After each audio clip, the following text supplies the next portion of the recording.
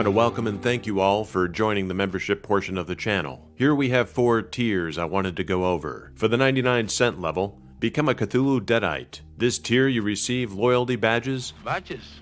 We ain't got no badges. Cthulhu Jack emojis, and a mighty thank you. Phone's ringing, dude. Thank you, Donnie.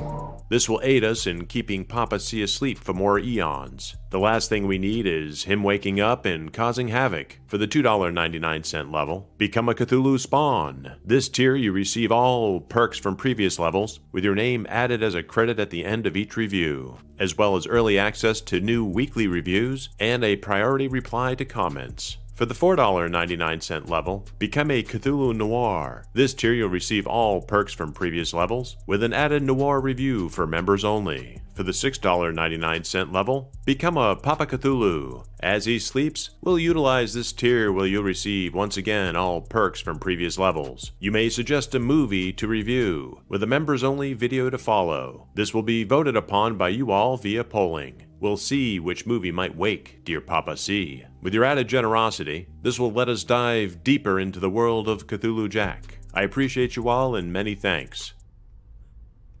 I'm excited to announce that YouTube has given us the eligibility for Super Thanks. You'll be able to click on that thanks button under each video now to drop in some of that hard-earned couch change you've discovered. Every little bit goes back into keeping Joel and I in the lab working on the next video to bring to you. With our first live stream rolling in sooner than you think, we couldn't be happier in building up the channel, and it's all thanks to each and every one of you. Keep updated by subscribing and hitting that notification bell. Many thanks. Until next time.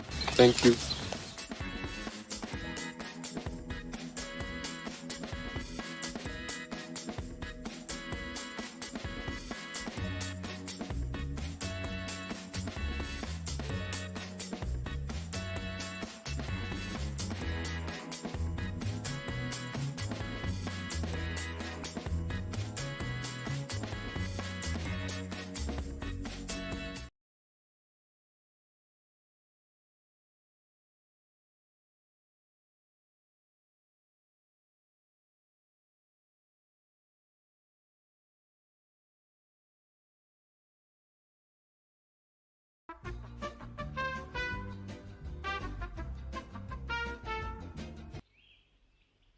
And now for something completely different.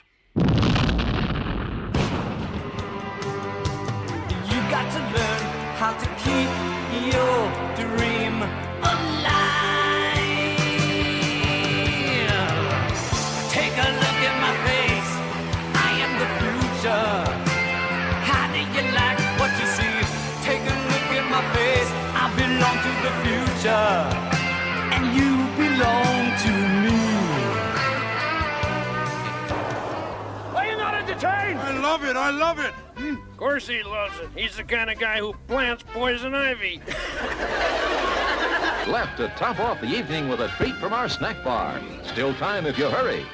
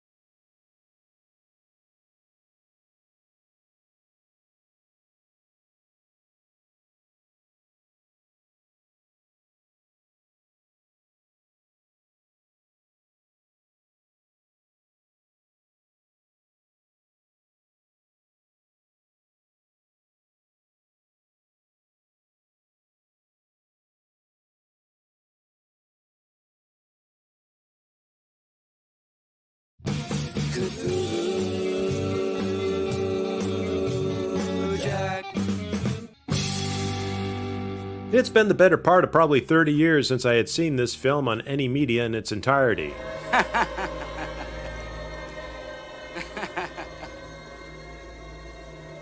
We weren't brought here. And 40 years since the first time sitting in that theater seat at that ripe old human age that Short Round was at the time. Dr. Jones, what you look at? Don't come up here. An avid fan of Raiders of the Lost Ark, which I've probably seen more times than any film. This one, not so much. So when the opportunity knocked on my chamber door to see it on the big screen celebrating the summer of 1984 this past month, I couldn't resist. I grabbed my fedora and bullwhip and was off to the races. I'm talking about Indiana Jones and the Temple of Doom from 1984, with an opening that instantly teleported little old Spawn me back to how I felt at the time when this was just a PG movie. My little brain had a heart-pulling, fan-spinning, blood-smearing, whip-cracking good time back then, except for the screaming. The biggest trouble with her is the noise. We open with Anything Goes as the song and dance number, and in retrospect, after Raiders of the Lost Ark was a smash success, Anything goes. From the opening exchange of services rendered to a poisoning shootout and a leap from a multi-story building classically called Obi-Wan, Spielberg delivered the goods and then some when inviting you in here.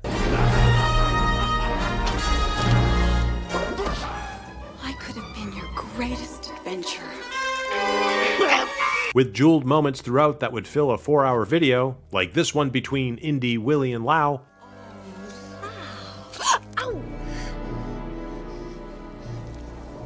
You're very good health.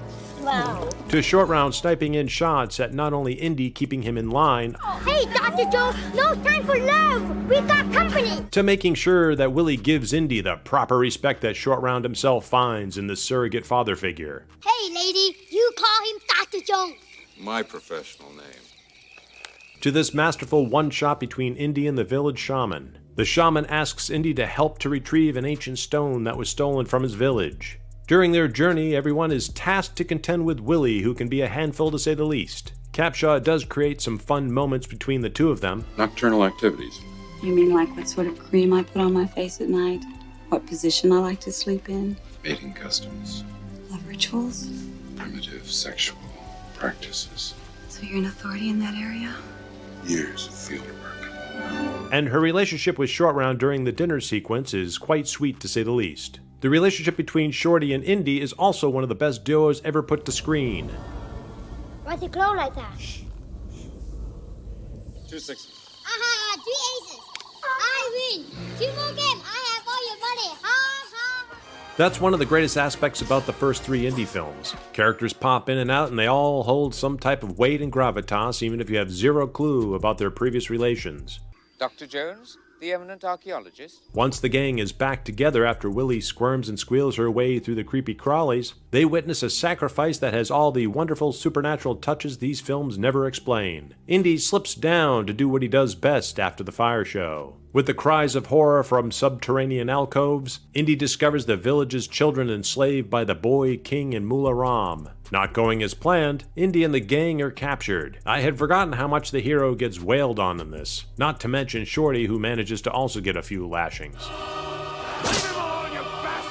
Indy now turned into a cult-like zombie. It's barbecue time for old Willie. The intensity Spielberg carries through here is why these films still hold up. Shorty escapes to beat some baddies and torch his best friend in order to snap some sense back into him. I was truly moved here. I'm all right, kid. I never saw the last 2 cash grab adventures, but I know all the circus around them. After The Force Awakens created this cardinal sin of not having the original cast back together for the fans, one might think they would learn their lesson with this one. Nah, let's not get the boys back together. Indy, what's that? I'm sorry, kid. Man, it would have been epic. With the final act seeing our characters go off the rails in the literal sense, our heroes barely make it out by the skin of their hides. The final showdown has Indy and Mullah Ram hanging on by a thread, before one becomes gator bait. It's a testament to Lucas and Spielberg to produce a balls-out horror jungle adventure. So, if you haven't visited this relic in a long while, maybe head to that museum once again and dust this one off and take this safari for one more spin. Until next time. We are going to die! I also wanted to give a shout out to our YouTube members. Thank you for the support. And Hail Cthulhu!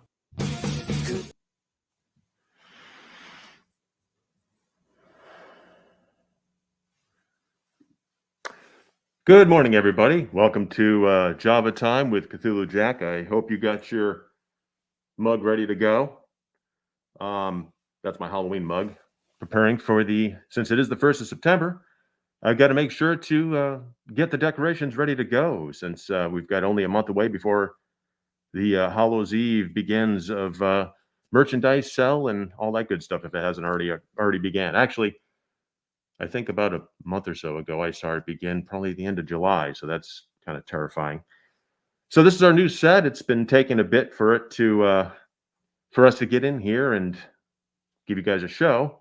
I want to thank everybody for helping us out and getting us to, I think it's 56,000 subscribers as of this morning, which is pretty insane.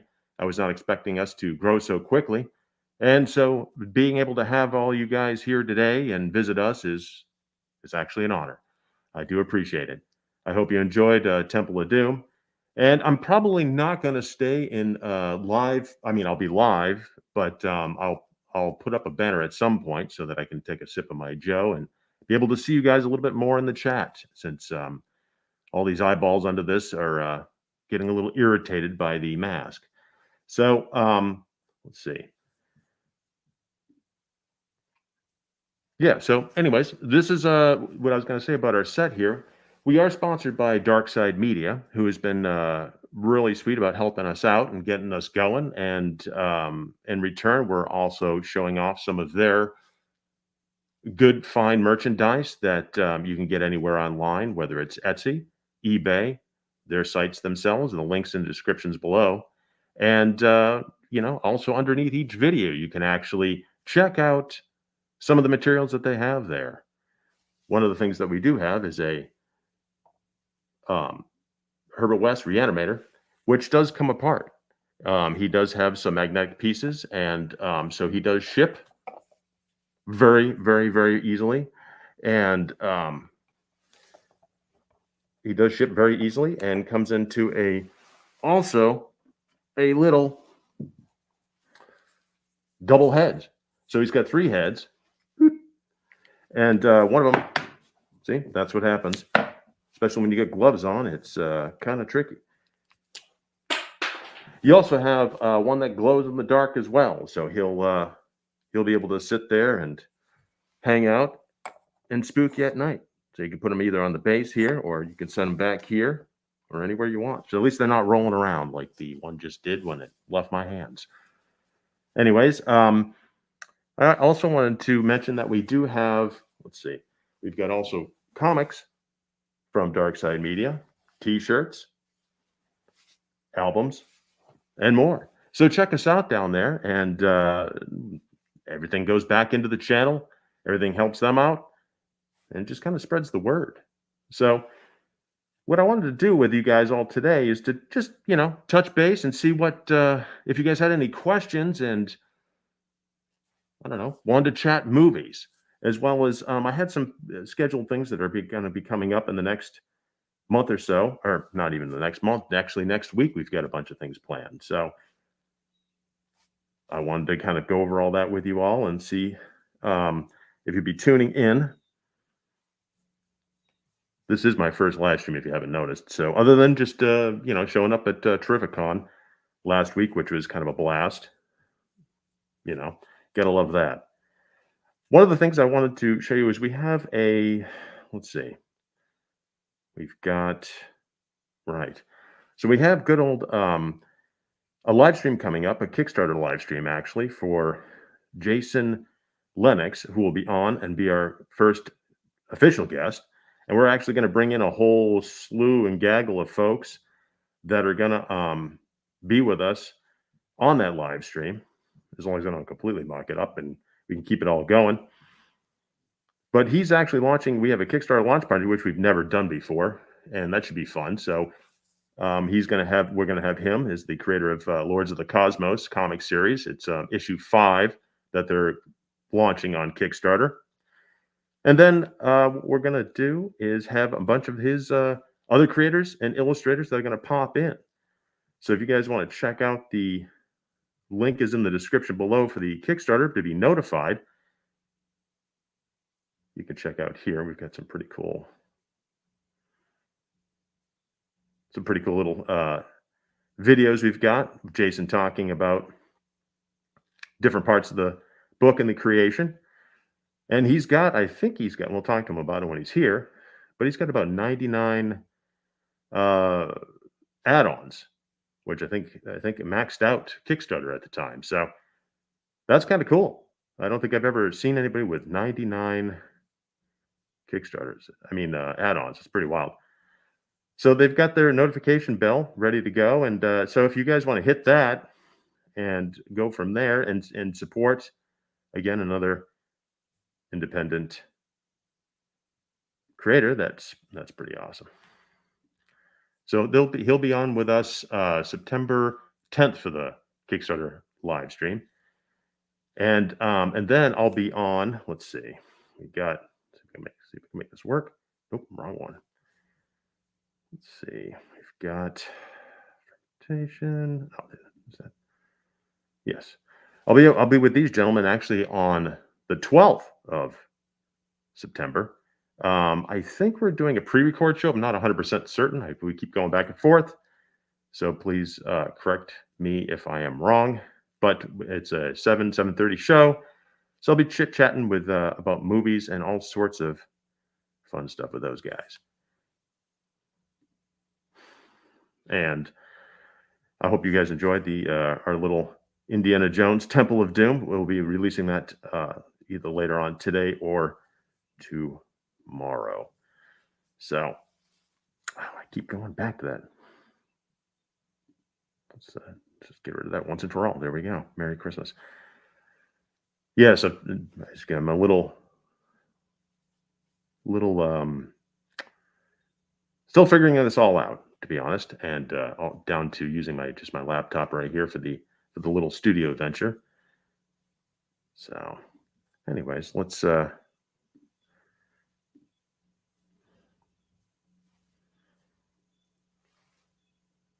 excellent. Let's see what we have here. Oh, yes. That thumbs up button. I do appreciate that. Oh, the other thing I wanted to actually mention too is you probably saw them in the bottom of the thing, but we do have our Cthulhu for President pins. They're small. It's like an inch in size, but we got them for a couple of bucks down below. If you ever want, yours truly to be president, that would be aces. Particularly, world domination is what I'm looking at, not necessarily just, holding myself to just one continent. So kind of like spread out a little bit, as Papa Cthulhu always says. Speaking of Papa Cthulhu, we'll be having he's not ready yet, but we're actually working on a plushie. Yes, that's right. Hopefully it'll be here by next week. We'll see. We're kind of up to the wire with it, but when that's all available and done, we'll be able to show you. And if you're interested, we'll be doing pre-orders. But he's looking cute, and I can't wait to have him in hand and be able to, or in tentacle, I should say, and be able to show you as well. So I do appreciate you all for that. Let's see. Oh, and then the other piece of news is I got Jason coming back on. Where is he? There he is. So he'll be back on for Friday the 13th. Yeah, so what we're going to do is we're going to celebrate Friday the 13th this year. I have a video that will drop like we did today for you all first to see it before we actually drop it live for everybody else. And then what we're going to do is we'll be on probably about 6:30 that time. And then we'll bring Jason on around 7. He's going to give us a bit of an update since he'll be a couple of days into his campaign and see how he's making out. And then we'll be back to talking Friday the 13th, since I know you fans out there enjoy that franchise. And I think if I'm not mistaken, the local theater here, they've been lucky enough to have been showing some old school flicks, which you've obviously saw with the Temple of Doom. And I have another review that'll be coming later this week for another film that I saw there that was celebrating 1984 and the Summer of Fun. And then actually, I think they're showing the final chapter. So I have tickets to see that, which, honest to God, I don't remember if I saw that in the theater or not back at the time. I think I did. But anyways, so that'll be fun to see. It's checking these old flicks back out in the cinema is pretty awesome, I'd have to say. So I'm not gonna deny myself that little experience or yourselves, because it's kind of fun translating that back over to a review, just to get it out there to see what you guys think. And seeing these films, particularly with Temple of Doom, which I saw about a week or two ago. It's pretty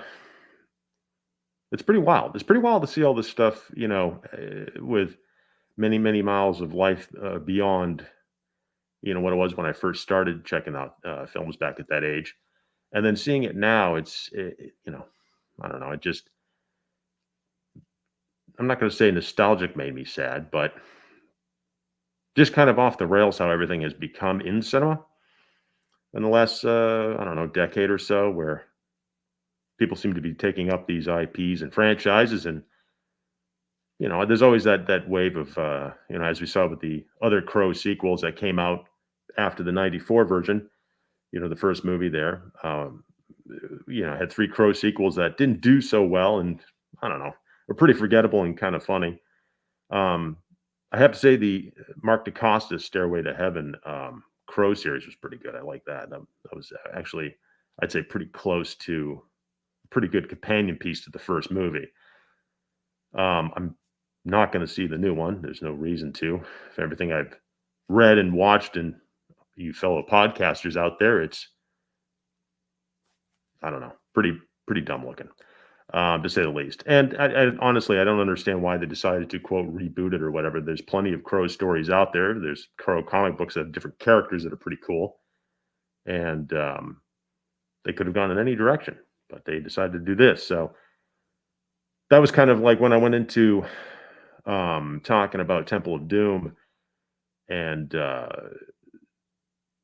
seeing Kay on the carpet with Harrison Ford there, and them, giving each other a hug. But this is, I pulled that clip when I cut the video, but I had seen that, I should say, when I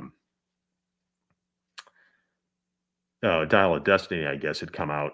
I was doing the press, and I was just like, "Why, man? Why? You had it. You had it. You could have had it. Fans would have come back in droves. Even if it sucked, at least the first week you guys would have done well. But if they just had that stuff all sorted out, I think it would have been a pretty awesome way to go. Especially, I would imagine this is going to be Harrison's last movie. So, anyway, so that really bummed me out, because I'm a big fan of the franchise, at least the first 3 movies. Like I said in the video, I haven't watched the last 2 only because, the monkey swinging scene just kind of bummed me out. But anyways, so as far as I'm concerned, just like the original Star Wars, everybody's got their own picks and chooses, and that's fine. I prefer the originals, and I'm fine with that. So anywho, let's see. All right. So what I'm going to do is, if you don't mind, I'm going to shut off my live video feed right here, just so I can see a little bit better while reading your wonderful chats, because I want to make sure to be able to answer everybody and talk to everybody without trying to come up this close to the camera to be able to read anything. But I just wanted to give you guys kind of a look over at the set. We've got more stuff that we got planned too, by the way. I don't really want to mention anything right now, but behind the camera, there's a whole shop, and we're working on some little projects that we're going to start showing you all probably in the next couple of months, in preparation for not only Halloween, but also Christmas. So it's, if you guys are big into model kits and figurines and that type of stuff, Jack here, we do a lot of that type of stuff here. So that's one of the side things that I enjoy doing, and I've been doing it since I was a kid, and gluing my fingers together, trying to make all sorts of fun little model cars and trains and boats and planes and all that stuff back then. Anyways, so without further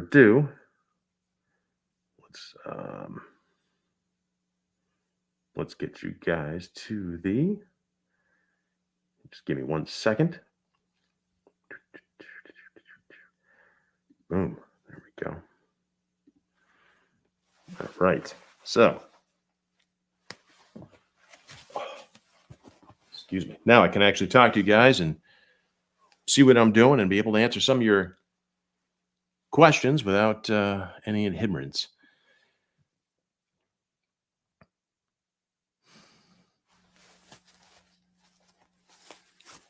My best source of new movie. Okay, let's see. We got, yes. Thank you for hitting the ups button. I do appreciate that. What's your best source of new movies? Let's see. I don't know how you could be running low on material, my friend. There is a ton of stuff out there. So what I do is I have a pretty expansive collection. I used to be a video jockey 150 years ago. So I accumulated a lot then, and I'm glad I didn't part with all that stuff, especially now the way everything is. And one of the things I've been also doing is enjoying Tubi a lot. I absolutely love Tubi. I think it's, growing up with commercials, that doesn't necessarily bother me. So being able to, have Tubi there to just, log in and grab anything you want is pretty awesome. And it's free and uncut. I mean, what was it? Class of 1984, which I reviewed the other day. There's a lot of cut versions of that out there. And being able to see that film uncut is pretty awesome because it definitely lends itself a lot better. A friend of mine actually, I was talking to the other day, had said the last time he had seen it was on network television back in the day. He said it was, 10, 15 minutes was cut out of it. So I can't even imagine watching it on that. So I'd say, Tubi, any of the free services, you have quite a bit of selections, public domain stuff. Also YouTube. I've been noticing YouTube does a lot of, I noticed YouTube does a lot of videos as well. A lot of free stuff. And they also have a noir section, which I discovered a couple of years ago. And I will review more out of there. But that's actually a great little spot, too, because there's a ton of stuff that I never even had seen. They have the pretty standard stuff that you can get, right now on all the channels. The Bogart stuff is a little tough sometimes. Dead Reckoning I'm going to review because I think that just dropped on Tubi today. So I will be reviewing that because that's a good one. But a lot of the noir stuff, particularly with him, big movie stars like that, him and Cagney and all that, they a lot of the paid streaming services, you got to find that stuff on. But if you're lucky, you should be able to get a lot of it on YouTube and Tubi, and also Plex is another good one. And Freeview, Freevee, I think it's called, is Amazon free service. So that's their version of Tubi. The reason why I like Tubi, though, is that commercial-wise, they don't run, at least at the moment anyways, they don't run commercials as frequently as Freevee does, which seems to be running them, every 10 minutes, which is, it gets a little obnoxious, even if they're only, a few minutes, a piece. So, but yeah, there's a lot of, even public domain stuff. There's a ton of stuff out there. So, yes, Tubi does do uncut. Yeah, no, I was pretty shocked to see that because I can't remember it was a few years ago now when I first discovered it. I can't remember what the first movie was I saw in there, but I was shocked when I saw nudity and heavy violence and all that. I was like, wow. All right. So gotta love it. And I think the way that went down is I think Fox, when they sold 20th Century Fox to Disney, what's his nuts there, the president there that owns, 20th Century Fox, he ended up buying, he sold 20th Century Fox to Disney for a couple of $1 billion, and then went out for, I think it was less than $500 million, and bought Tubi, which was already streaming service ready to go. It just did not have enough material underneath it, I should say. So he's basically been filling that up over the years. Let's see.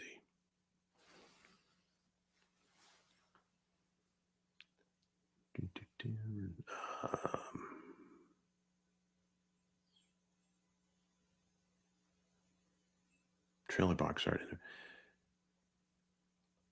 Oh, Demancer says about trailer box art. Okay. So you're asking me about showing the box art in the review. Yeah, sometimes I do that with the posters and such if I'm explaining something. But yeah, the VHS tapes, man, back in the day, those were the best.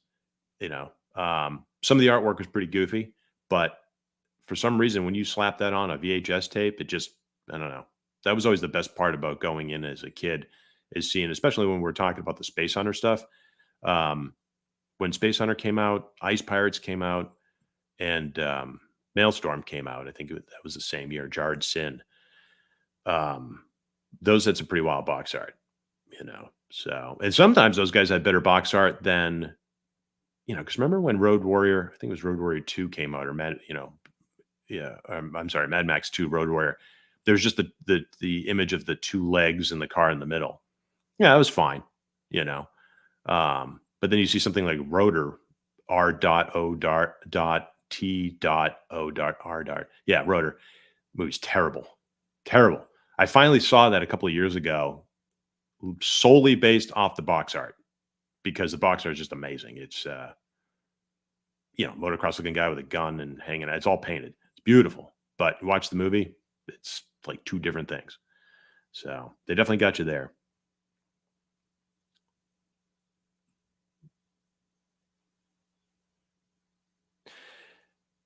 Yeah, as far as, you know, as far as censorship in other countries at the time, England, the UK definitely was cutting a lot of stuff. That's what I was reading with the class of 1984. They cut a lot out. And then Australia was another one. There was some, which was surprising that you would think, you know, countries, those particular countries associated closer to us would let that stuff fly, but you know, no. Yes, no, definitely. I mean, that's how you sell a movie. I mean, when I was working in the industry years ago, um, I had worked for Corman, and you know, it was always about, back then a poster could sell the movie. You know, you go in there, you have a pitch, you know, barely a pitch, but you have a pitch and you have the poster printed out, done, ready to go. You go into the studio and say, hey, this is what I need. This is how much I need it for. This is the territories I think we could sell it in, so on and so forth. And then that was it. You know, you got your sack of cash, so to speak, and you were off to the races and making the movie. So that's not like it is anymore. No, I think either too many people got burned or money wasn't coming back fast enough. But yeah. Yeah, Corman was funny. Yeah, one of the conversations I remember being privy to with I wasn't talking directly, but I was in the room with him and the producer and director of the project I was working on. I remember him saying, I think we were doing a space movie. Or no, there was a space set. That's right. There was a space set that was that a Malcolm McDowell picture had just finished, which I was pretty shocked. And it was great because it was a space set, you know, and of course the corridors were all, remember the styrofoam McDonald's, where you used to get your McDonald's burgers and such in, the little styrofoam things? Well, those were just all stapled to the wall, and then everything was painted with one solid color, and then everything was kind of just scenic, you know, that way. So that would give you the illusion that you're in a space station. But I remember him, you know, when the director came to him, he's like, well, we got this new script. What do we want to do? You know, we've got this new idea for Flaky. He's like, well, take this script, which is a sci-fi script, and let's just change the names, change the locations, and then we could shoot that next week. I just thought that was amazing. It was pretty funny. So I enjoyed that. Just learning the ropes, so to speak, like that, you know.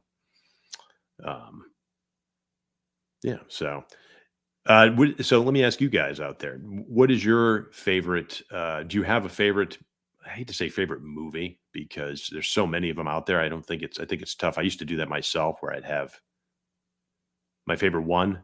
And I was like, well, I got one, maybe two tops. And How about my top 5 favorite? And then, I can never win. So, um, trying to decide because there's just so many with the different genres and such and subgenres. So do you guys have a favorite film that you, maybe not your favorite film that you of all time, but what about something that you always go back for repeat viewings? Because I'd say for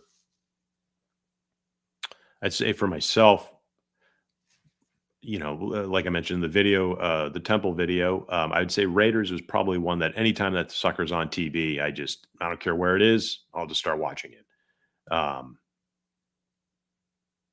That always seems to be a good one. It's I don't know. It's like comfort food, I guess. Army of Darkness is always a good one. Yeah, love Army of Darkness. It's when that first came out, I was super excited that there was going to be another Evil Dead movie, and then when Universal had decided to work with Raimi about putting that together, and it was called Army of Darkness, I was like, oh, this is going to be awesome. It picks up right after he gets through the wormhole and ends up in medieval times. And then I remember seeing it with a bunch of friends, and we were like, wait, what? It was definitely much more glossed over, and it was a very crazy movie. And I remember enjoying it. I don't know if I necessarily liked it as much as Evil Dead 2 at the time, because I had seen that a bunch, as well as the first one. But it has definitely grown with me over time, and I appreciate the hell out of that movie. The amount of stuff that they put in it, and to be honest, as zany as that movie is, I don't think it did well at the time when it came out. But looking back on it, I mean, the poster itself is hysterical. I mean, just Ash sitting there all giant and ominous over everybody it's a classic poster. And the movie's a lot of fun. I definitely like going back to that every once in a while. Yeah, Thin Man's great. I love the music of that movie. Then music in that is just, once you hear that music, you can never unhear that music. It's so good. It's so good. Yeah. Now, what about noirs? Do you guys have any fun noirs that you enjoy? Trying to think of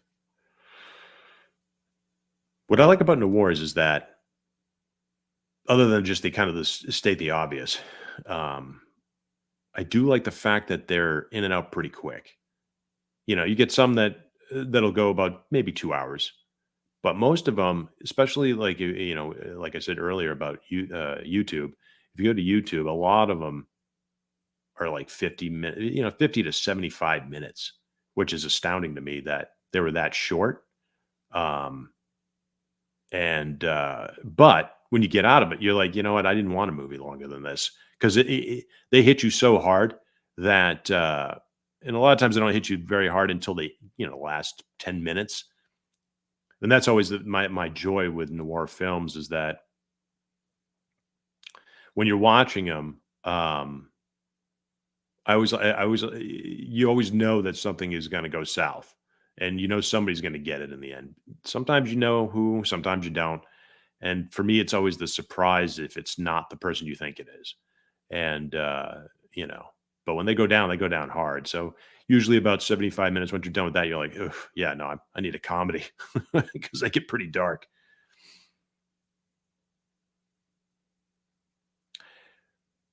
Casa Daily Spell. Yeah, Dark Passage is great. Yeah, that was one I really, really enjoyed, more than I thought I was going to. Casa Deadly Spell. I have to say, the first time that I saw that was reviewing it a couple months back, and just for a myriad of reasons, I had never checked it out. At the time, I didn't have HBO, because I think that's where it aired on. I was big into Twin Peaks, so I was watching a lot of that at the time. So when I did finally see it, man, I just love how that opens, and it says that there's a little subtext there at the very opening screen, something about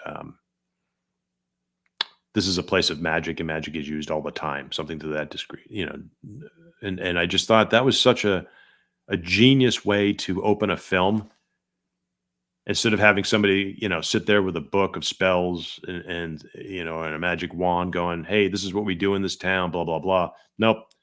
Just one little, I think it was like not even like a half a dozen words that just describes it. So you're already into it. That's why I really dig that. And then you could just do whatever the heck you want.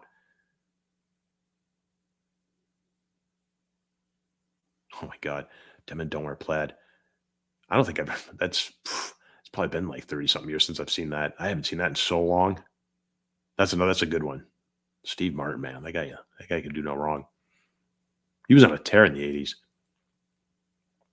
You go from The Jerk, Roxanne, Dead Men Don't Wear Plaid, Dirty Rotten Scoundrels. Yeah, he was everywhere. Yes, he is definitely a national treasure. He's definitely a national treasure. And and to be honest, I've met him. I spent a little bit of time with him, and he's an absolute sweetheart. At least to me, he was. And man can play a mean banjo. Witnessing that live in person is, yeah. And I remember growing up, as a kid, his stand up was killer because that was, I think, before I saw The Jerk. I saw his stand up, and then he'd break out the banjo and start just ripping on that. And so being able to listen to him play is just, yeah, that was a treat. Yeah, Bound's another one I got to try out again. I haven't seen that. God, I haven't seen that forever. Nighthawks.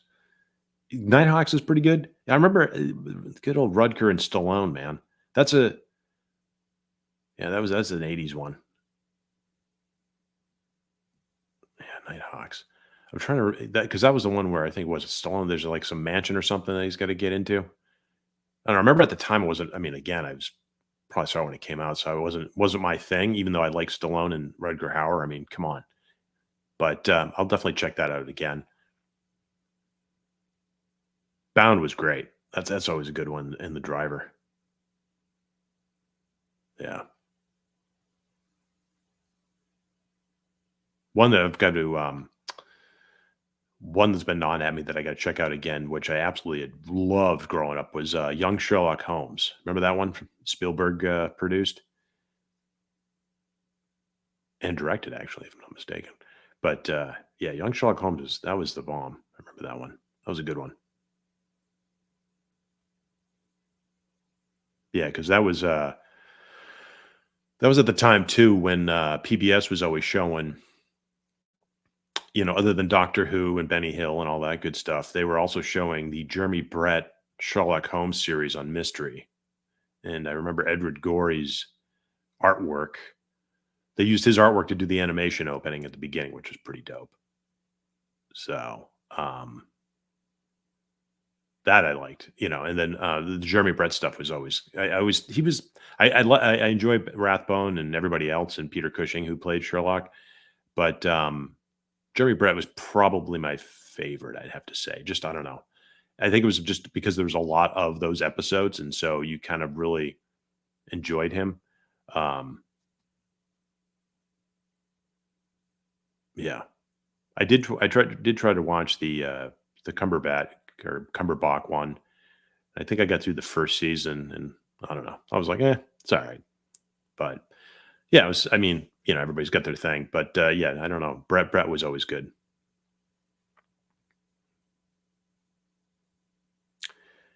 Yeah, I think he died. I think he passed away. I think it was shortly after the last episode that he shot. It was he died pretty. Yeah, he was. I mean, he smoked like a chimney. But yeah, I think he passed away shortly after that show ended, or at least the last episode. Yeah, no, he was a good one, and I always loved Watson. And I think too is he. I mean, Rathbone does a little bit in Hound of the Baskervilles, but Brett was definitely a little meaner. His version of Holmes was a little nastier to Watson, but Watson just took it in stride and just didn't care. He just did his thing, which I thought was kind of awesome.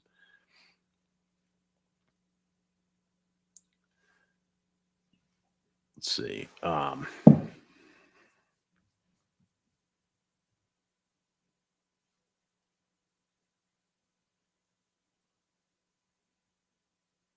Yeah, the Rathbone one. I think the Rathbone one I first saw.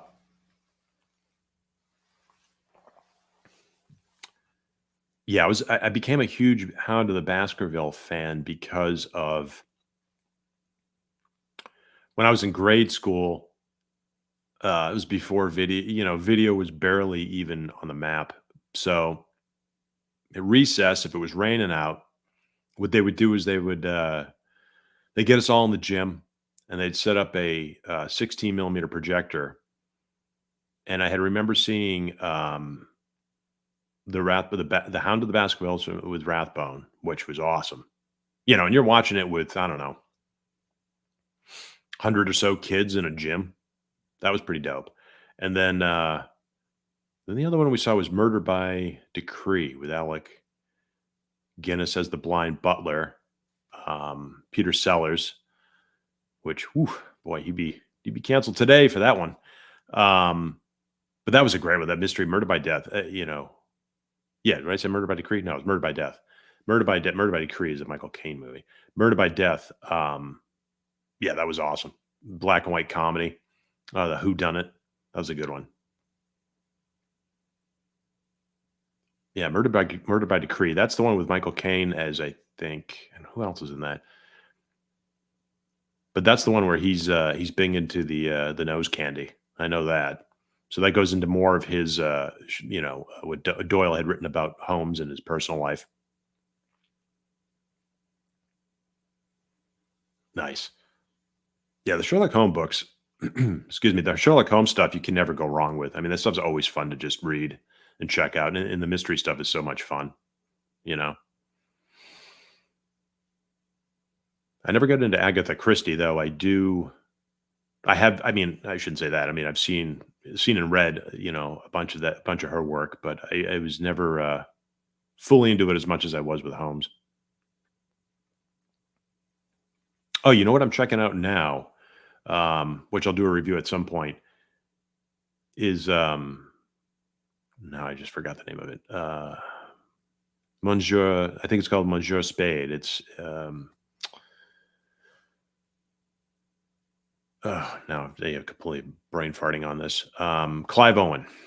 It's on AMC right now. He does his version of Dashiell Hammett, and that's interesting because it takes place later in his life, in France, in the 50s. So that's very different approach than I'm used to seeing with Dick Powell and Bogart. So, but it's good. It's interesting. The first episode's a little convoluted. It kind of gets a bit to get going, but I like it so far.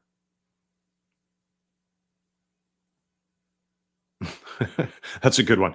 Wait, so you didn't see the Tom Hanks and Coen Brothers one first? Yeah, The Lady Killers is great. That Coen, I don't know why. I mean, for all movies to be remade, why would you remake that movie? And you would think with the Coen Brothers that would have been a good one, but no.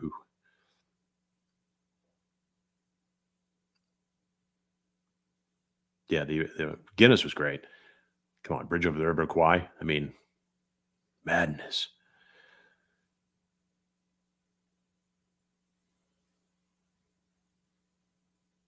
Yeah, exactly. Well, and it's funny too because with Coen Brothers, you'd think that that seemed like a slam dunk, but I don't know what happened. That movie was way off. Such a misfire. Yeah, The Case of Charles Dexter Ward is a good one. He's a nasty little guy, a necromancer. Yeah, I'd love to see. I mean, that's kind of the problem with Lovecraftian films is that for some strange reason, it's all they're all produced by I hate to say the word B studios, but you know what I'm saying. It's and no bigger studio is going to touch this stuff half the time. Yeah, that is true. Anybody can drop the ball. Yep.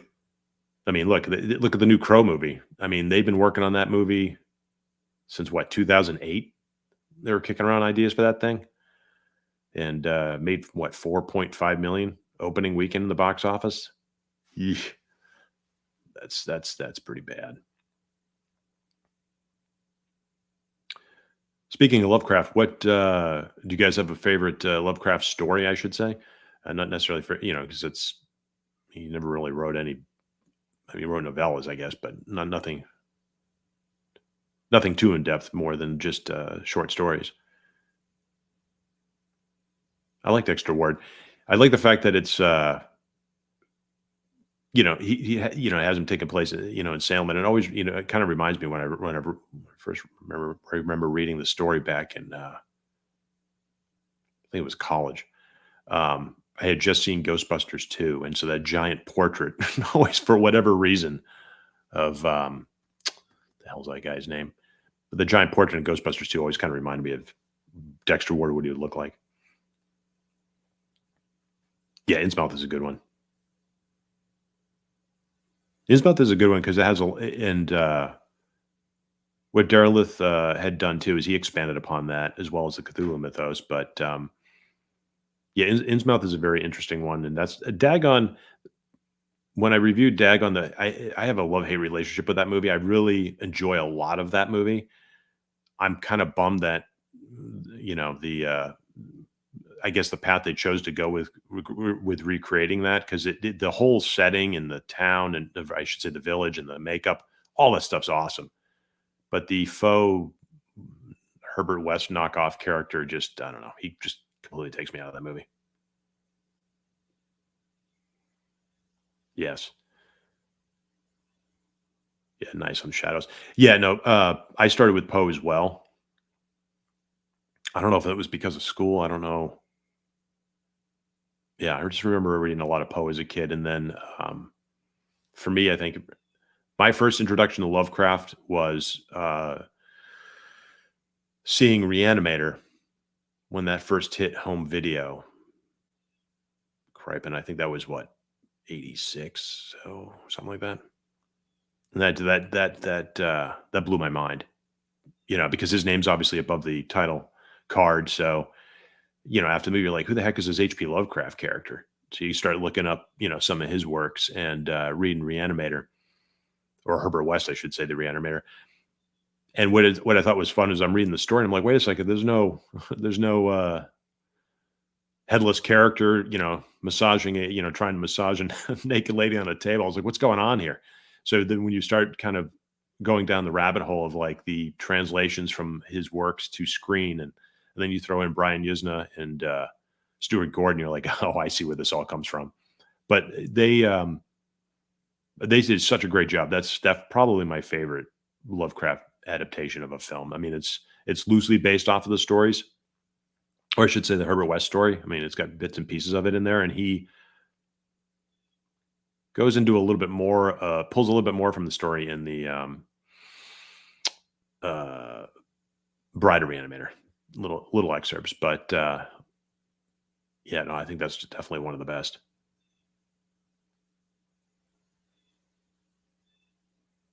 Yes, in color. Dark Corners. Yeah, I played the Cthulhu video game, which I really liked. That came out a few years ago. That was good. That was creepy as hell. Color Out of Space was all. I love that movie.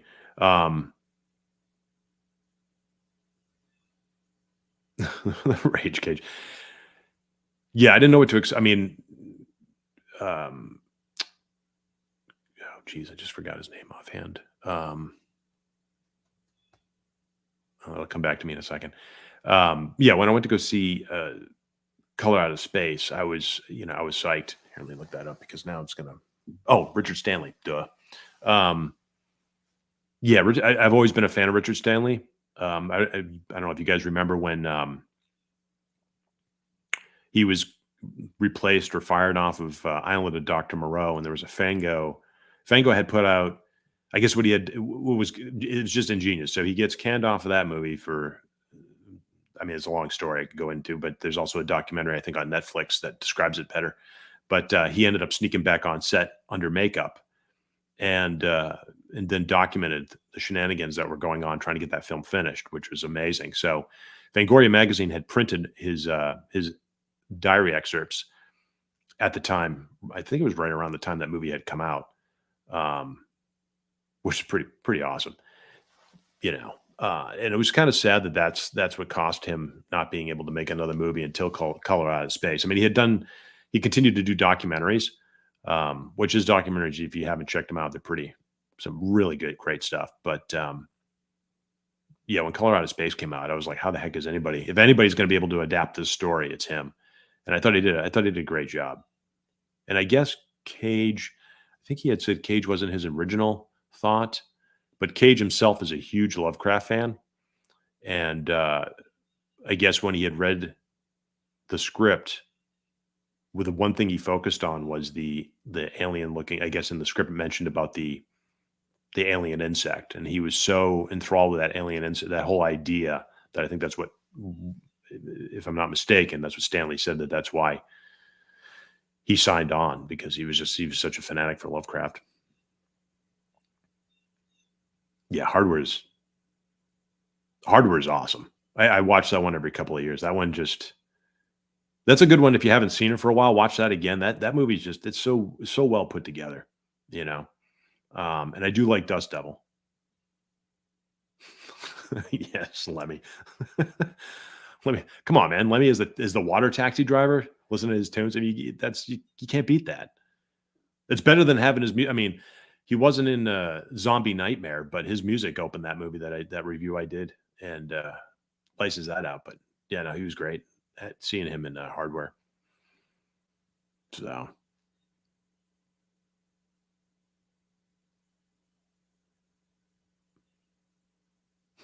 All right, let's see here. We got.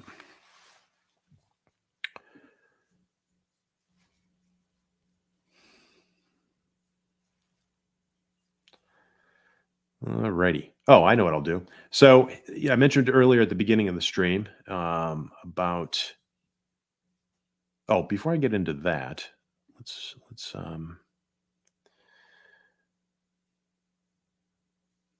here. Let's do this.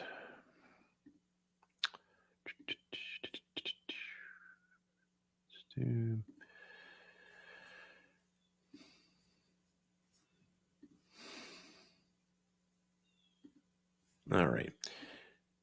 Yeah, so I was going to ask you guys, is there any since we're going through the channel here, was there any films on here that you guys enjoy more than others? I know I've asked this in the community tab. I know I definitely don't like sticking to just one genre, because after a while, I feel like it's kind of stale, even for myself, to have to, watch the same thing over and over again. But I don't know if there was anything in here that I've already reviewed that you guys, agree, disagree with. If there's anything that you enjoy, want to see more of, genre wise, or if you're kind of cool with just, with just the way everything's been kind of going as it has been so far. So, whoops.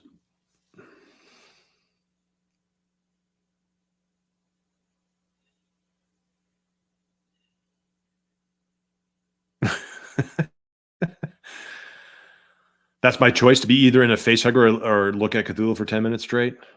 Oof. Those are some terrible choices. Yeah,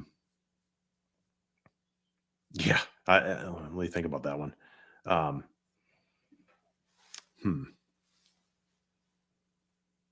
mean, as long as I can get my sanity back after I part ways with Cthulhu, I guess I'd go with him. I don't necessarily want to be being an incubated host for a chest burster. There you go. Yes, exactly. Find your way out. Totally. Yeah, as long as you don't, both. Well, it would kind of suck if you got if you went mad and then you got the face hugger. That'd be a bummer. Yes, Street Fighter's a good one. Yeah, I have one that I'm going to review too, called GI Samurai. Somebody recommended to me a while back, so I've got to. I have that in my queue. Yeah, the amount of '80s action flicks is kind of astonishing when you go down that rabbit hole. because there was a lot of stuff back then that was shot in the Philippines. And so they were just cranking out movies. It's those jungle action, Chuck Norris-y type knockoffs were a dime a dozen back then. There were so many of those. And they had, everybody makes fun of, oh, The Rock's a movie star these days. Back then, are you kidding me? They, football player, anybody, they pull them off. Oh, you look like you could be a movie star. You can hold a gun. Let's throw you in the jungle and shoot a movie. Crap. I didn't work on a Filipino one, but I have worked on low budget stuff where that's that mentality. They literally just, that guy's big, give him a weapon. Let's have him run around and shoot some stuff. So anyways, before I completely brain fart on this. Yeah. So when I mentioned before about, now that I can see everything about Jason and joining us on the 10th, like I said, we're going to do a Kickstarter launch party, and for his new book, Lords of the Cosmos, issue 5. So what I'm going to do is I'm going to show you all the trailer. That's not the trailer. I'm going to show you all. See if I make this right because I'm in the wrong. Here we go. Let's go to the trailer.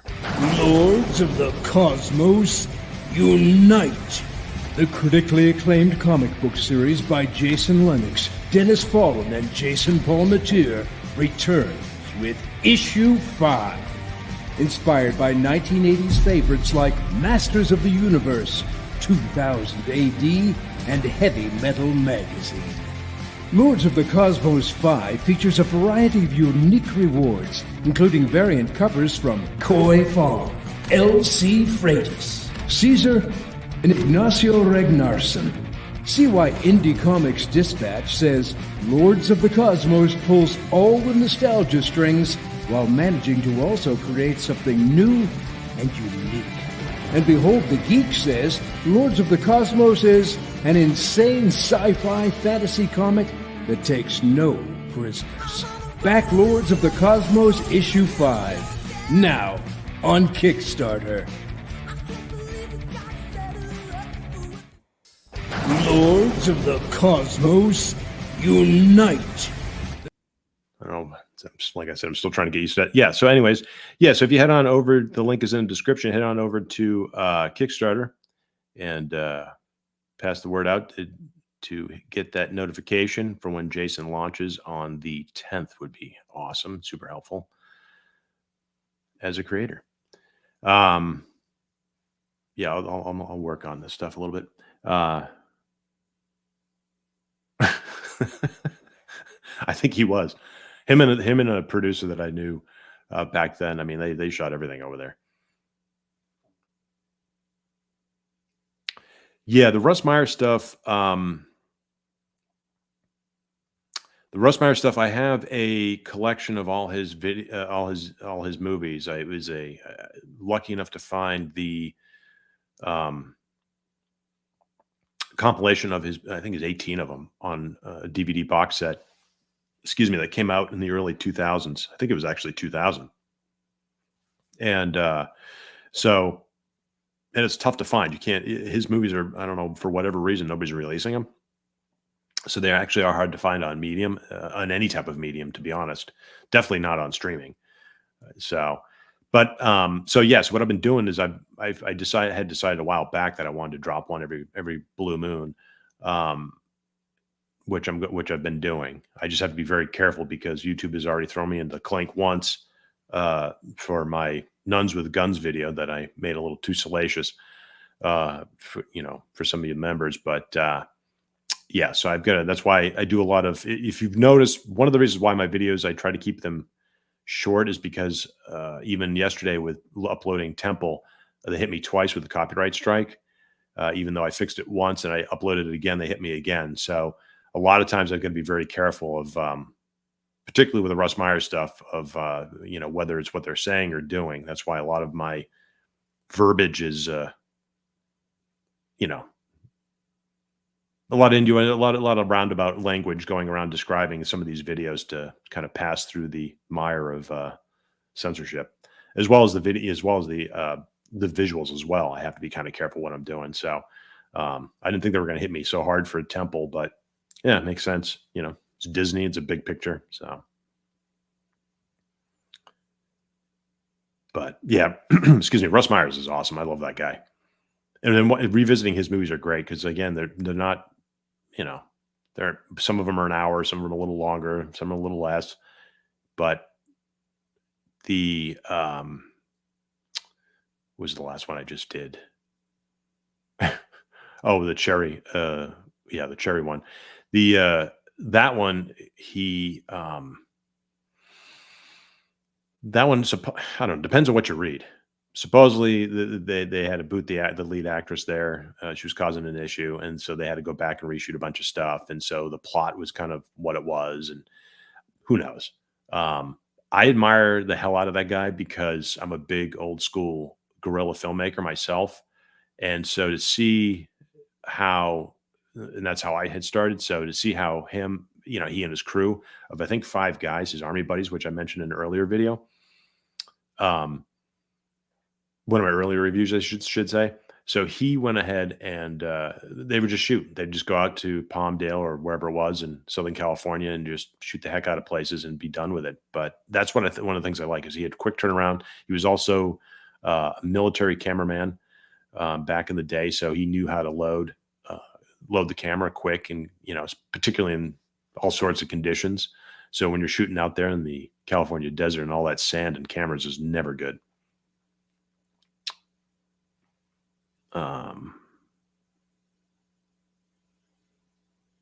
Yes, the copyright is a pain in the neck, which is kind of silly because, particularly with Temple was a little strange because they hit me on the music, the John Williams stuff. And all I'm doing is helping promoting the movie. I wasn't doing anything where it was like a salacious image over it or anything like that. It was all purely just trying to get a point across, with the stuff that the review I'm telling.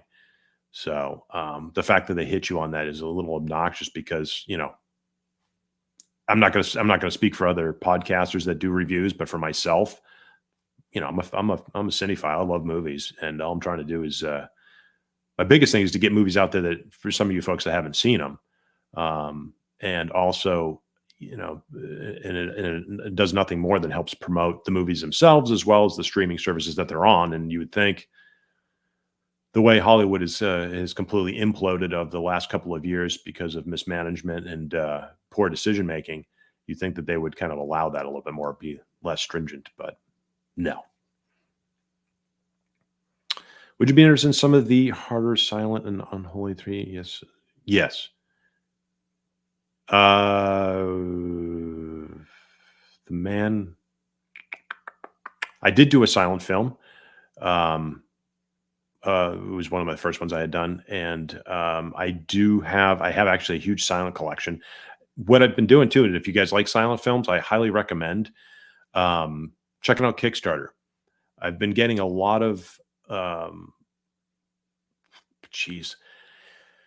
I'd say like really early stuff that nobody's putting out. So with these guys, there's a lot of archival companies or have picked up licensed or copies of old silent era films that are, the conditions are pretty bad. So what they do is they go back and fix them and try to repair them as much as possible via Kickstarter. So they get a lot of people, funding the process of having this happen. And so I think I have at least 3 or 4 I've purchased off of Kickstarter over the last couple of years that I've been lucky enough to find, of stuff that just, gone to the sands of time at this point if you don't keep up on it. Yes, the man who laughed. Thank you. Brain. I knew the image. Yeah, no, I definitely that. And also, if you're into anime, there's a company on there too that just did Bubblegum Crisis, revamped all those episodes from the 80s. So there's definitely companies out there that are using crowdfunding for both silent films and anime. So I definitely recommend them. Sometimes I get notifications either from pals of mine that are also purchasing that stuff, or just in my feed when it pops up. But yeah, no, I love Dr. Caligari. definitely like that one. So,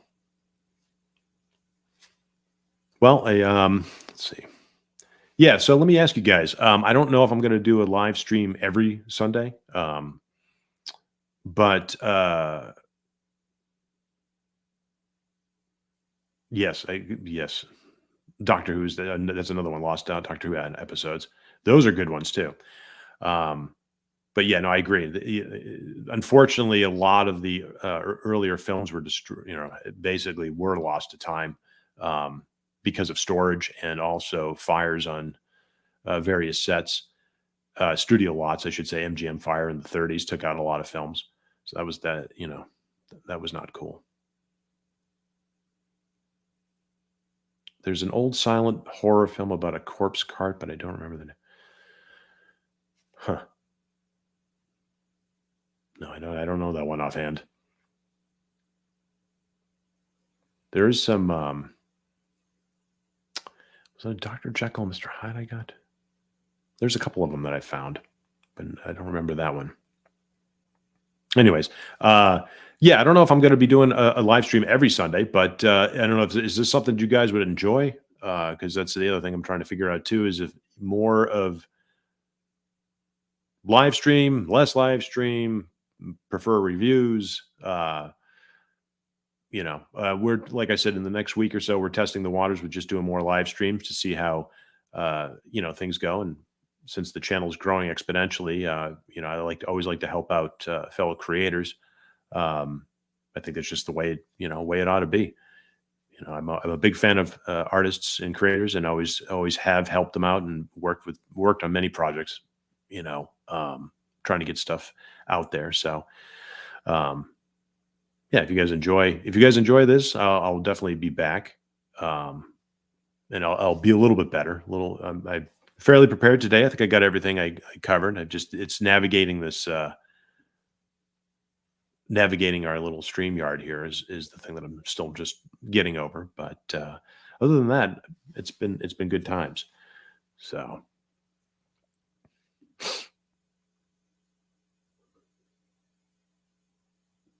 Cool. I appreciate that. Yeah, no, I appreciate you guys saying that, because I know one of the things that go take care of it. Thank you, Heldon. I appreciate it. I appreciate you swinging by and joining in on the chat. Thank you.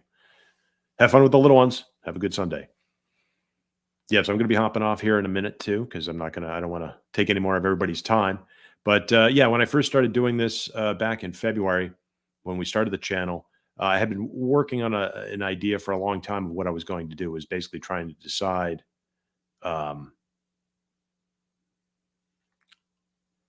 Yes, thank you all, fellow watchers. I do appreciate that answer. I was trying to decide the best way to handle it, because I do like movies, and I know there's quite a lot of reviewers out there and a lot of guys that do stuff on camera all the time. So I wanted to try something a little different. And since I've got an editing background and film background, I thought it'd be kind of fun to test fate and, edit these things together a little differently than what most people do. Because I feel it's one thing getting somebody's opinion just by looking into the camera and saying, oh, this movie's great, this, that, and the other thing, or not. But I think a lot more can be said by putting together images as well as a narrative form to, maybe get you a little bit more interested into a film that because I always like to see stuff, particularly before I view it. Maybe not spoilers, but at least kind of get an idea what the vibe is I'm looking at.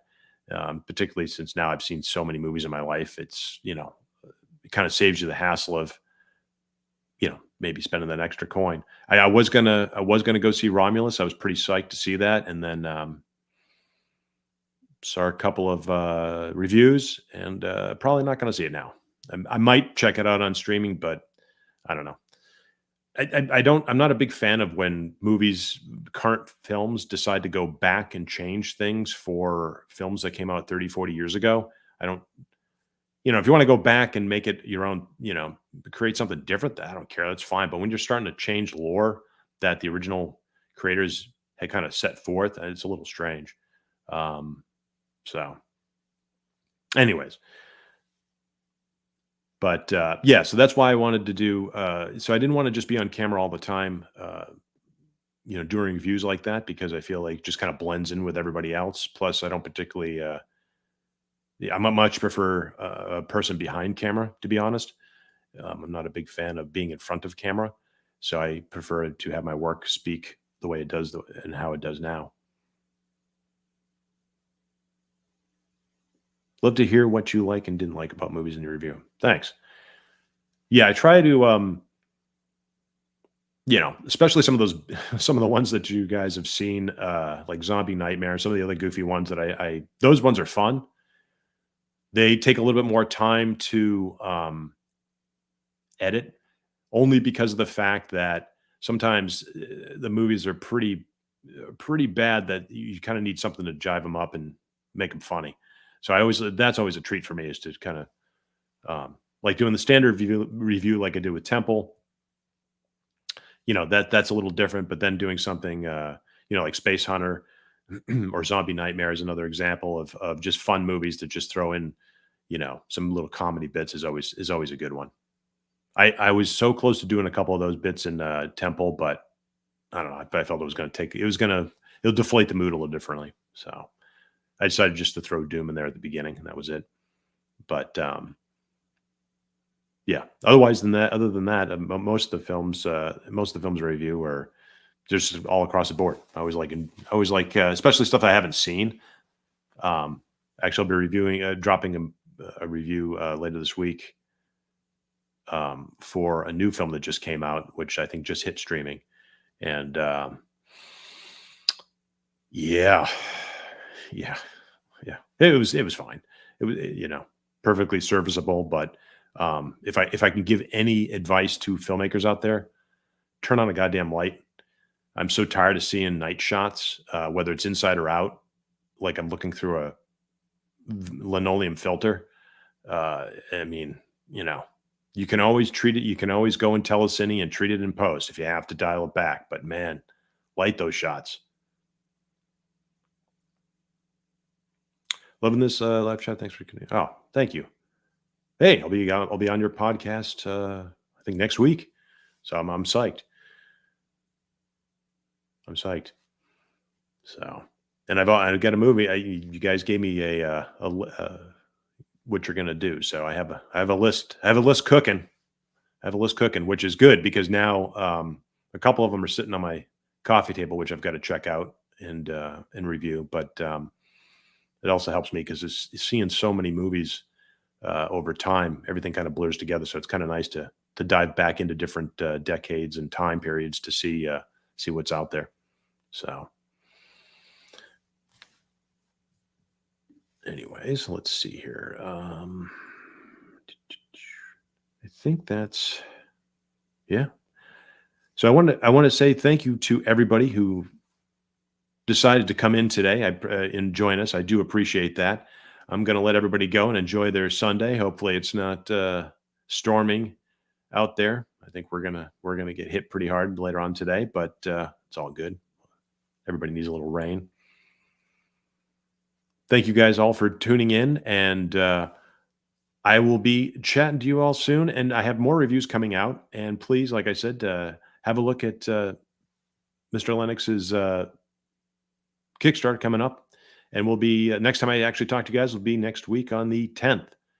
We'll be starting, stream is probably he'll be coming on at 8 o'clock, but I'll start the stream probably a little earlier to get everybody on and warmed up. And then we'll bring him and his crew on and we'll have a good time.